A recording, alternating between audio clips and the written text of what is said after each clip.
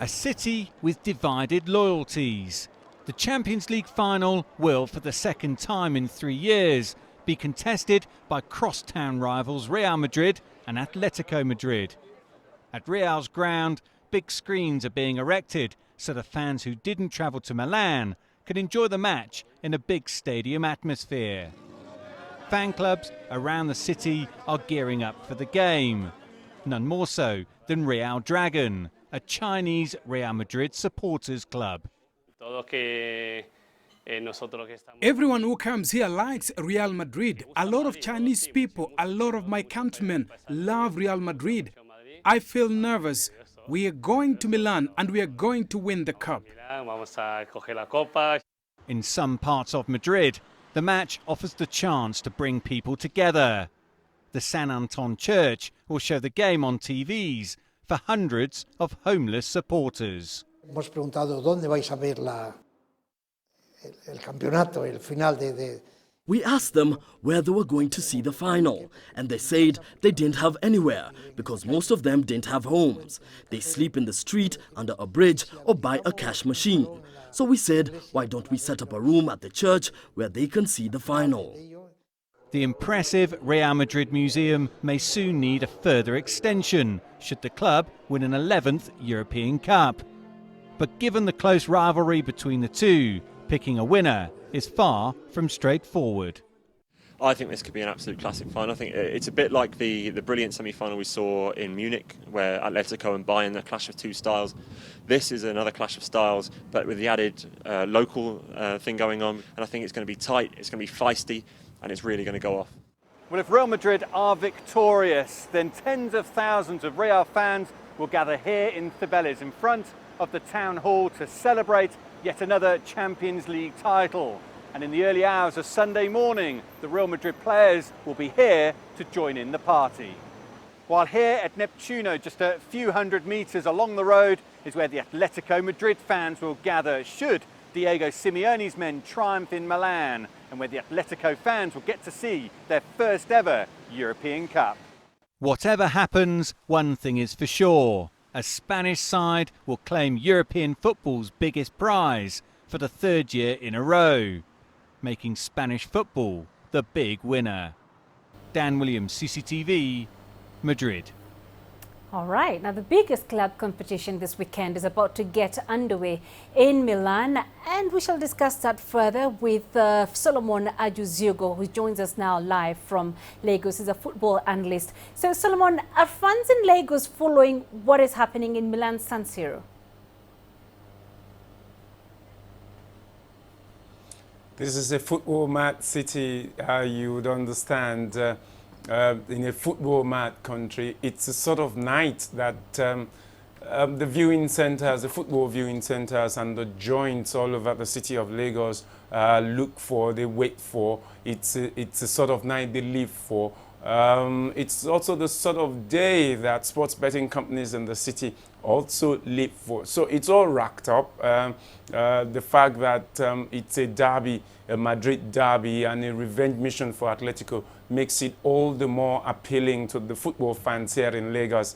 You will understand that the underdog always has this appeal, and in this game, Atletico is seen as the underdog, and so the generality of fans here probably will be looking for a win for Atletico, and those who are on the other side of Madrid, the white side of Madrid, would also be hoping that Real gets an 11th title. But all in all, it's all a city waiting for a solid night of football in Milan. Well, I can tell you, Solomon, it's not just the fans in Lagos who are supporting Atletico Madrid. Even my cameraman here in studio are rooting for them. But which team do you think will carry the day? Well, that's a very, very, very difficult question you've asked me. I'm not a soothsayer, I'm not a prophet, but you know, personally I will expect beautiful night of football. I would expect a culmination of all the 5 years of hard work put in by Diego Simeone. He has recreated his personal character in the Atletico team. The the underdog appeal that Madrid has won it 10 times, winning it the 11th time, well, not a lot of people will want that. Certainly, I'm not sure I would want that as well. But I also think that when you put this side by side, what happened in England, where a little-known Leicester team, well, cheap in quote, could win the title ahead of more expensive teams in the English Premier League, then you will expect the same thing to happen on the continental level in Europe, where a team like Atletico, built on hard work, built on visionary work, wins it. So for me, it's a difficult call, but when you have defeated two teams, two former champions, two close former champions, Bayern Munich and Barcelona, Atletico defeated Barcelona, the defending champions, defeated Bayern, who had won in 2013. Right. Then it seems you're looking good for the title. So it seems tilted in favor of Atletico in a way. All right, Solomon Ajuziogo, live for us here in Lagos. Many thanks. Okay, let's now rope in Dan Williams. He's live, of course, from Madrid. That's where all the action is happening. Dan, how is the mood there in Madrid?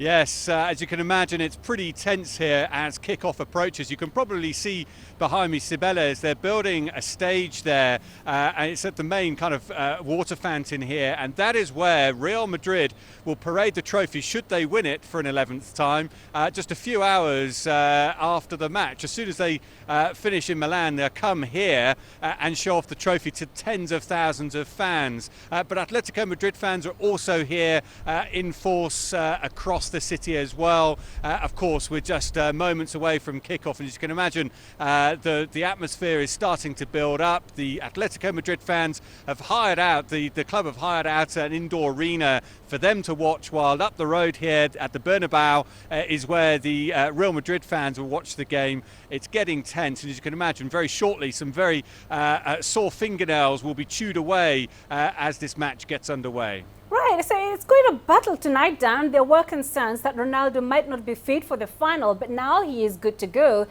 If it goes Real's way, what will this mean for Ronaldo and boss Zinedine Zidane? Well, certainly what it means for Ronaldo is that he has now got a chance to break his own European Champions League scoring record. He's scored 16 goals so far this campaign. He needs one more to break his own record. And who would bet against him doing it on the biggest of stages in the final of the Champions League?